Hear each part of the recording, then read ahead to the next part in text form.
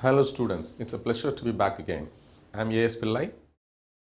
I authored this book, Strategic Management for Wellinger Business School, and I would be very happy to present today's chapter 3 on external environment analysis.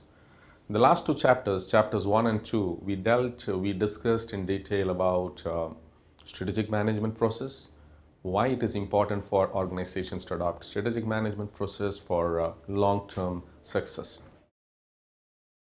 Strategic management process has become integral part of today's most of the organizations. Of course, I'm talking about at the enterprise level. Some of the medium and small enterprises they are yet to adopt, but the mid-sized organizations are greatly, enthused by adopting 3-year strategy, 4-year strategy, 5-year strategy in order to clearly chart out a plan for a long-term growth of the organization. When I say long-term growth, it is not just the revenue growth, also the profit growth. So we call it as profitable growth. Profitable growth is growth doesn't come by just focusing on day-to-day operations. The organization has to continually plan and devise new strategies and ruthlessly implement the strategies chosen. And that's all about and review the process, review the strategic management process. So the 4 stages that we had seen earlier were the environment analysis, the second one being strategy formulation, the third one being strategy execution, the fourth one being the evaluation and control. These 4 cornerstones form the center cornerstone of strategic management process, and every organization should follow this process, customizing it to their environment. We had seen in great detail how organizations who have adopted strategic management process have been able to move up the value chain, have been able to add and create value for their stakeholders, be it the shareholders, the board, the management, the employees, the customers, the partners, and the society at large. Most importantly, the society, because that's how you create value for your stakeholders, different stakeholders which are impacted by your organization. So I think we had seen that in great detail in the first chapter. I thought I'll just do a recap. So having said that, the strategic management process being an important cornerstone in an organization's growth journey, what are the different things that you need to do differently, and how do you put a clear-cut, defined process within your organization to take it to the next level? So we had seen first step towards that journey is defining your industry very clearly. You have to define the industry where you belong to, because there are a lot of implications when it comes to attaching your industry to a particular industry, attaching your organization to a particular industry, because you have to be abiding by the rules of the government, the regulatory bodies, the external environment, the macroeconomic factors.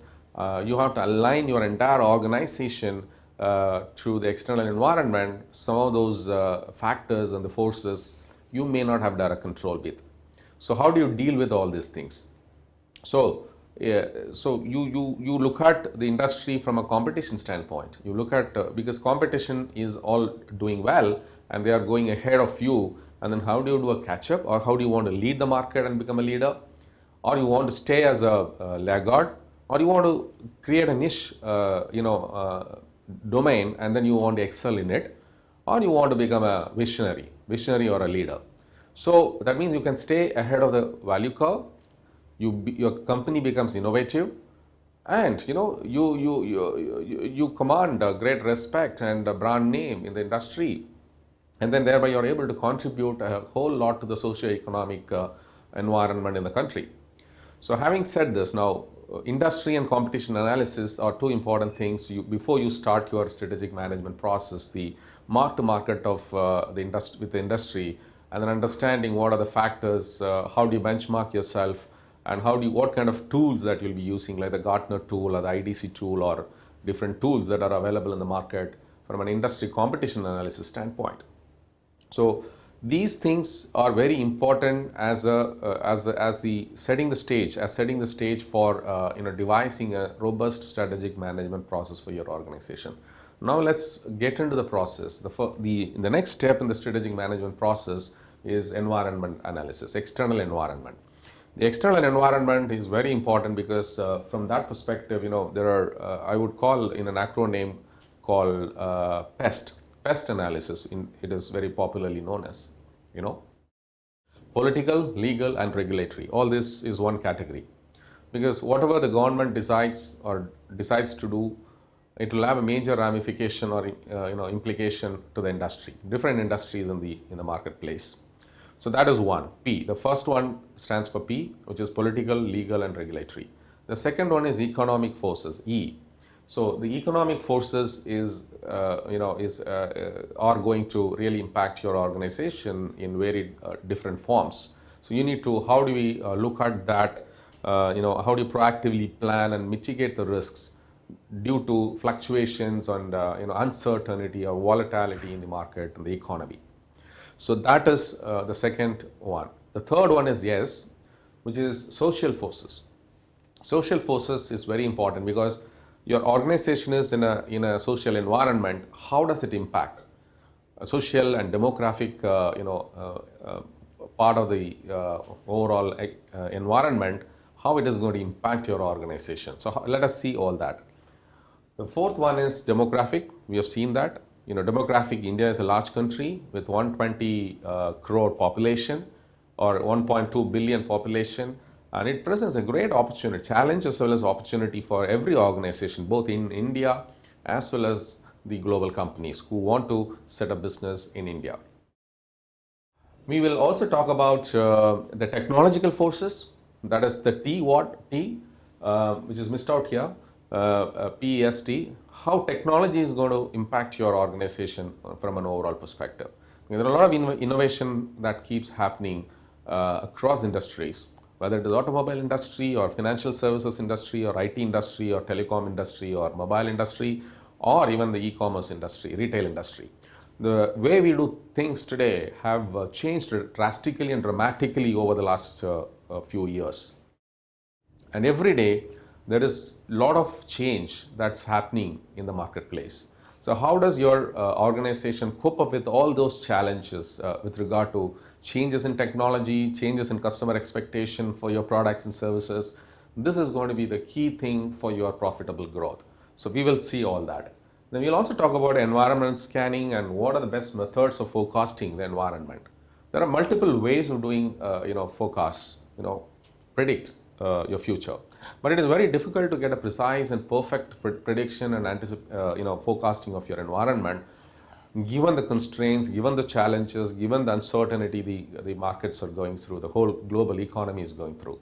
So we'll see that. So this is the framework. Within this framework, we'll talk about each factor, each force, how it's going to impact the economy, the market, and your industry and your company in particular. So let's talk about these are the forces outside your industry. We have talked about industry and competition analysis. That's probably you'll have a good visibility. You'll have good control, not exactly control, but you will have a lot of information about your industry, a lot of information about your competition.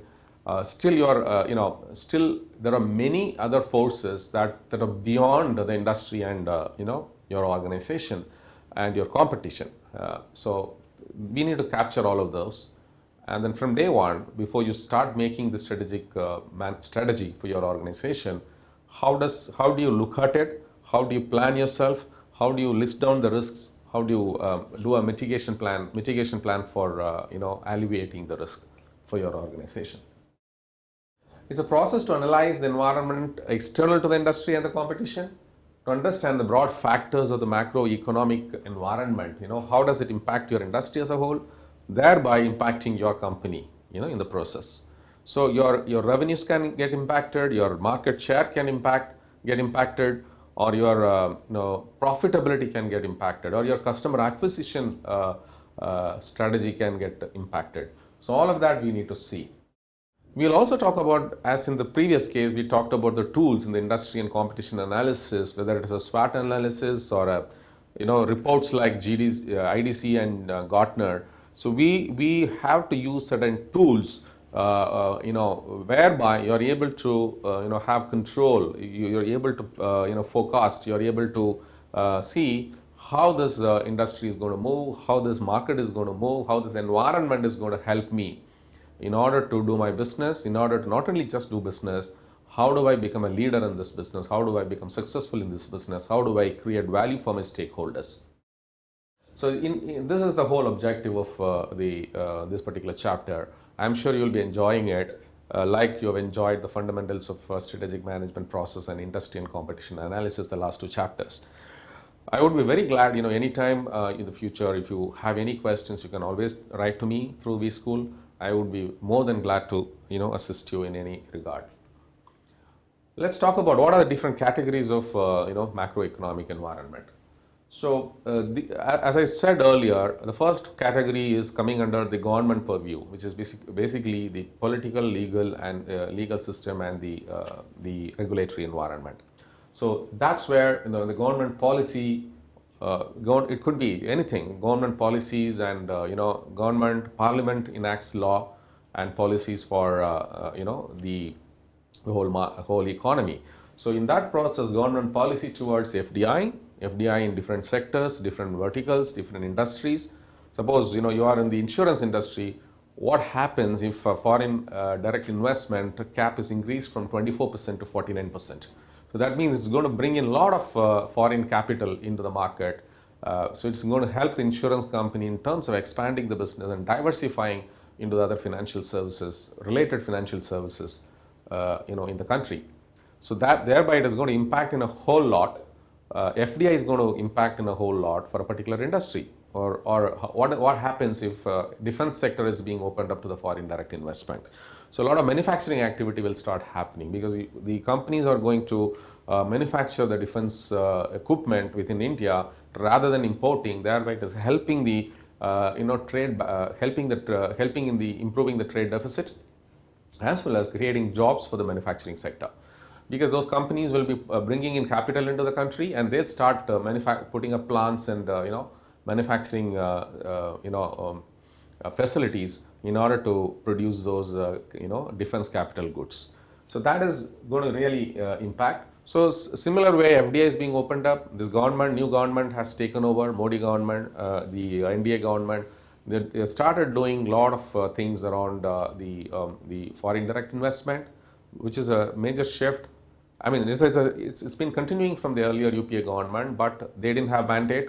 UPA didn't have much of mandate in the parliament, but Modi government has a lot of mandate. The NDA government is taking up the job seriously, and they are taking every step to revive the economy, which has been going through a major downturn in the last couple of years. So similarly, the legal things, that there are taxes and duties. How does it impact? If an excise duty increase or decrease, how does it impact automobile industry or a mobile phone industry or a computer industry or white goods, electronic consumer goods? There are so many things happening in this market. So definitely government policies are going to impact the overall environment. Supreme Court, High Court judgments. There are many judgments around the 2G scam, the coal scam, it's all these are going to impact the industry, or the industries or the companies which are working in that particular industry. So there are these are things, I think it's a good learning for all of us.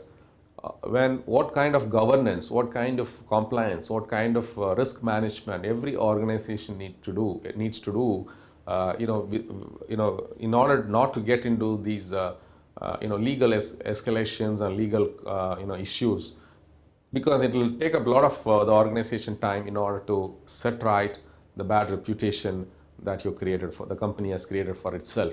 So I think it's very important, because legal and legal implications can bring down the company. It can, any scandal or scam can definitely impact the company in the long term. The company will not be able to come up and revive its business for a long time to come, because it's not going to go away that easily. So I think the management and the organization, the strategy management team should be clearly aware of it. Whatever strategy you're making, it should be transparent, it should be clean, it should be compliant, it should be dealt with highest level of corporate governance. And strategy also incorporates a risk management process whereby the financial exposure and the reputation and brand exposure issues are, those things are taken care well in advance. So like Narayana Murthy said, whatever you do, you can still do business legally and ethically in this country. So how do you do that? Infosys is a great example. You can create large value. Infosys or Tata Group or similar groups, they have been able to do business ethically and most transparently and legally. So these things are very important in the strategic management process. You cannot make a mistake and then try to recover the losses that come along with making bad decisions or shortcut kind of ideas to grow your business. That is not going to happen. I think we have seen enough in this country in the last few years now, since the breakout of 2G scam and then subsequently coal scam, and a whole lot of other things are coming up. We are seeing it in the media every day. So I think that's very important, because this is the foremost important thing in order to understand how it is going to impact your organization growth. Regulatory forces. So regulatory forces like RBI, Reserve Bank of India, SEBI, IRDA, TRAI, these are bodies which are formulated by the government authorities, which are neutral bodies, which don't have any executive control from the government, but there's an independent regulatory body within the framework of the regulatory legal guidelines, passed by the Parliament. They devise policies for different industries. For example, RBI is for the financial services sector, banking and financial services sector. So they're primarily for the banking sector. So they control the monetary policy, they control the foreign exchange reserves for the country, for the government. They are the keepers of account, for the government. So obviously RBI, whatever decision RBI takes, it will have a major impact on the banking industry. So once the banking industry is impacted, banking industry becomes the backbone of any growth, any economy. It will have a cascading impact on the different industries working in the environment. So you must remember that what is that? We'll talk about it in detail, how an interest rate increase or a decrease or an inflation or a deflation or a stagflation. These are different terminologies, right? So what kind of monetary policy RBI is going to devise? How it is going to impact, or if it is going to support the industry or it is going to support the inflation. So industry growth and inflation. So we will talk about that in detail as well. Economic forces. And a lot of macroeconomic forces, whether it is inflation, GDP growth, or the current account deficit or fiscal deficit. These are terminologies the management should clearly track. How the country is moving, what kind of trajectory the country is in. So what is going to come? So how do you plan for your resources? How do you manage your organization? Even if there is an interest rate hike, you are provisioning certain aspects in order to ensure your financial performance is way ahead. So I think there are many companies who have mastered this. For example, foreign exchange, foreign currency movement. The dollar went from 58 rupees to 68 rupees. So how do you still make your organization profitable? I think that's where the planning comes. That's where the strategic management process helps. Social forces. There's a whole lot of lifestyle changes that happen outside in the market here in India. The last 10 years, social lifestyles have changed. The way we do, way we look at our life has completely changed. Whether it is owning a house, or a mobile phone, or a television, or an automobile, or a two-wheeler, or a four-wheeler, or how movie going experience, or the mobile phones, the gadgets that you're using. So completely it has changed. It is going to really impact your organization. What kind of buying, what is a segment that you're going to address? How are you going to really make a plan, a go-to-market plan which is going to impact your organization positively, leveraging and leveraging the social lifestyle changes that keep happening in this country. So I think it's a food for thought. It's a very important thing which every organization need to look at it very seriously. So we'll talk about that in detail. The technological forces, we talked about it. There are a lot of innovation and new products and new services that are being launched by technology companies, whether overall performance with a lot of features, whether it is a car or whether you're buying a television, LCD or LED based technology, or a mobile phone. Today the mobile phones it has become one single device, very powerful device in your hand. You can control your whole, your overall, performance. You can access the bank. You can pay your bills. You can access your messages, whether it is an email or a WhatsApp application or your Facebook or your LinkedIn account. So everything can be done over there. It has completely changed. The devices that we are talking about, it is completely, while it is on the one side, it is interfering too much in your personal life, but at the same time, it gets the whole world into your smartphone, and all details are available there. So that's the kind of technological change that we are seeing today. With the introduction of technologies like cloud and mobility and big data analytics and social media, I think the whole landscape has changed in the last few years. It's very powerful, very impacting. It's impacting your life, and it makes you more productive in the process. So we'll talk about that. There are wearable devices. You wear a particular band on your hand. How does it monitor your health vital signs? So we will talk about that. There are a whole lot of things happening in the market. Demographic forces, these are very important for a country like India. India and China having the highest population. India is having 1.24 billion population.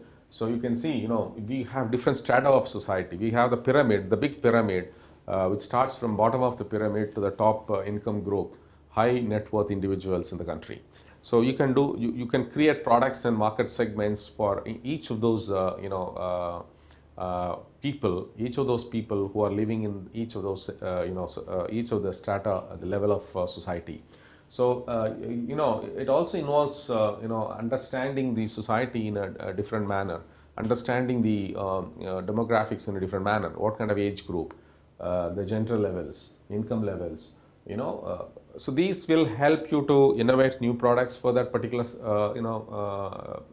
target segment, and you can come out with new products. For example, automobile industry, they come out with a beautiful two-wheeler, a scooty kind of a thing for ladies. So ladies can use that for short haul travel around their neighborhood. So you create products. Even the car industry comes with, for example, i10 is a good ladies car.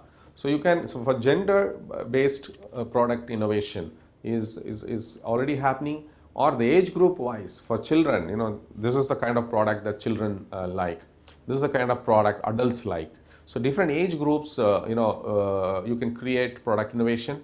So how does that, how do you have a strategy for your organization targeting these different age groups? So that's all about demographics.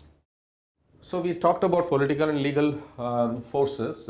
Major forces include elections, the general elections that happened in May. And, the NDA government came with majority, clean sweep in the parliamentary elections, which is a good thing for the country because the country was expecting a clean mandate. So the new government is able to, take decisions, legal decisions, and legal activities and executive activities in terms of in order to revive, making decisions in order to revive the whole economy. The economy has been going through major downturn in the last 2-3 years. So investors were going away from India. Investors were pulling out money from India, from the stock markets, and they didn't like, because the growth had plummeted to 4.4. I think you have not heard of 4.4 GDP rate in the last more than 10-12 years.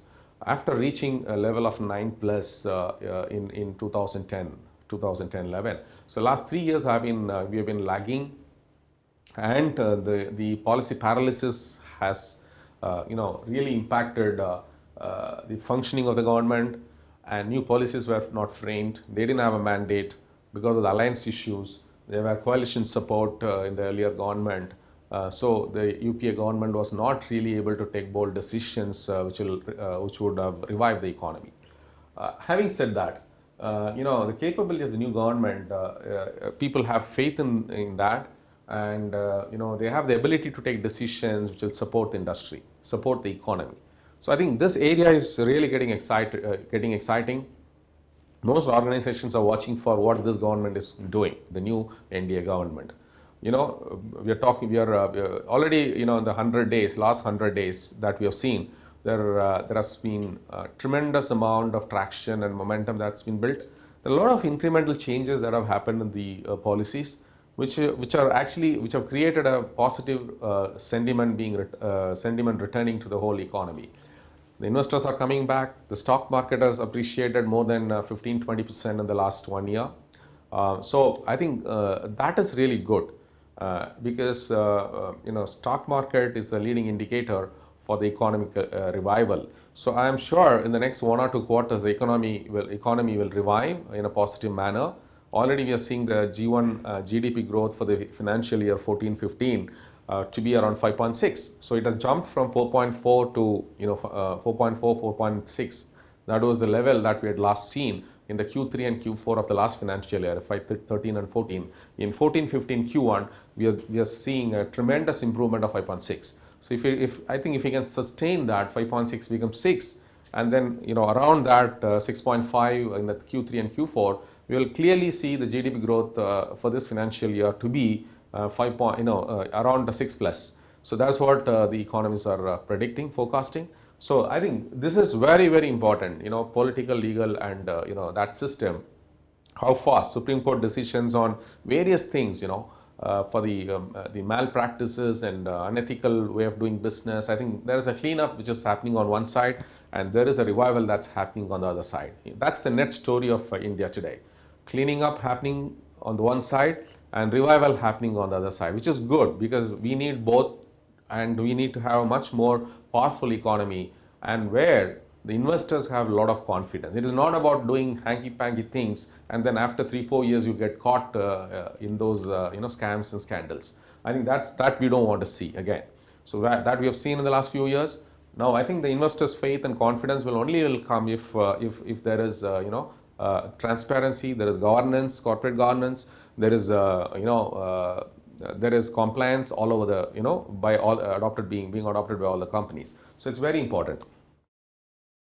Now let's talk about regulatory forces, how it impacts your organization strategy. So we talked about RBI formulating policies for the banking industry. So what does it mean, the monetary policy? The monetary policy is a document where they have the mandate to control the inflation of the economy, and also at the same time, how do you explore possibilities of aiding growth?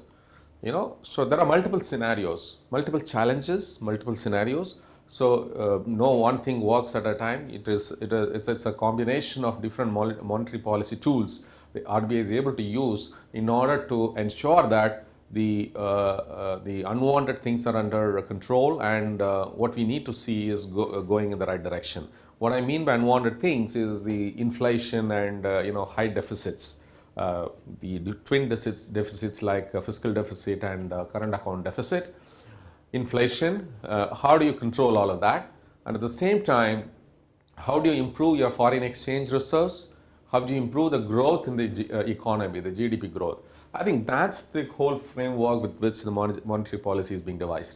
So similarly, the other regulatory bodies are there. We talked about IRDA, we talked about PF Regulatory Fund, we talked about the SEBI, Securities and Exchange Board of India, TRAI, Telecom Regulatory Authority of India. There are many other regulatory bodies. These are some of the examples, starting with RBI. RBI is a key apex body. Its primary function is to formulate policies, to issue new licenses, bring stability into the economy. So how do you even out, balance it out, given there are many factors that you need to, control, right, from inflation rate to interest rate to growth to deficits, right? So I think that's where, regulatory forces come into picture. Similarly, SEBI keeps a watch on the capital market, be it the exchanges, Bombay Stock Exchange, the Commodity Exchange, National Stock Exchange, the brokers, security, dealers, foreign exchange, how it is flowing. So a lot of things they do flowing into the markets, so that's the job. So Insurance Regulatory Board is basically they are mandated to develop the insurance penetration in the country by regulating the market and bringing in best practices. One of the foremost things that a regulatory body brings to the economy is to ensure that the best practices are followed and non-compliances and non-transparent processes are removed, so that the customers are getting a fair treatment in any of the company they're dealing with for their product or service. So I think that's in a nutshell it brings to the table. Stipulates governance standards, which I talked about. How do you bring about transparency and governance? How do you create new best practices? How do you make the companies follow the financial sector or automobile sector or insurance sector or telecom sector or even the capital markets? How do you make them comply with such governance standards? So I talked about malpractices. How do you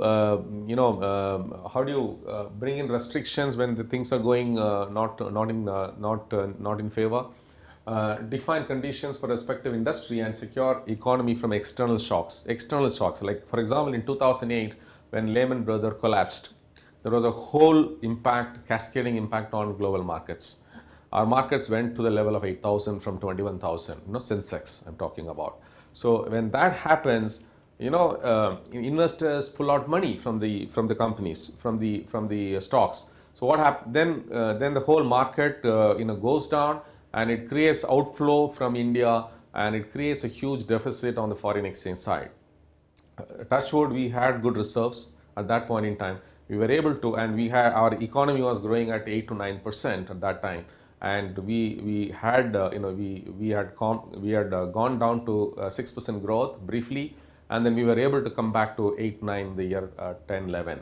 So 8, 9, 9, 10, 10, 11, we moved from 8, 9 growth to growth of 6, and then we came back to again 9 in 10, 11. But from then on, 11, 12, 12, 13, 13, 14, we had a very tough time. We had a rough patch in the economy. The growth was declining. Growth declined from 9 to 4.5.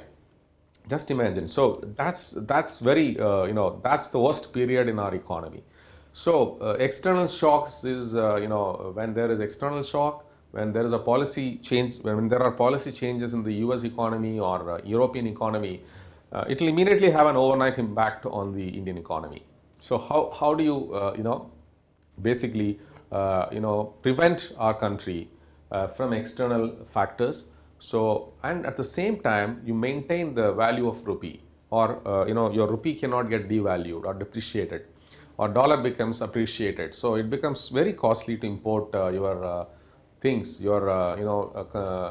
things like oil, gold, and a whole lot of other import items that you need to run your economy. India with a 1.2 billion population, it is very difficult to ensure running the economy and keeping the lights on all the time without import. So import is a very critical component. So for that, the dollar exchange rate is very important. So you need to control that external how do you control the external factor in such a way that it doesn't impact the economy and it doesn't leave a big hole in the foreign exchange reserve for the RBI.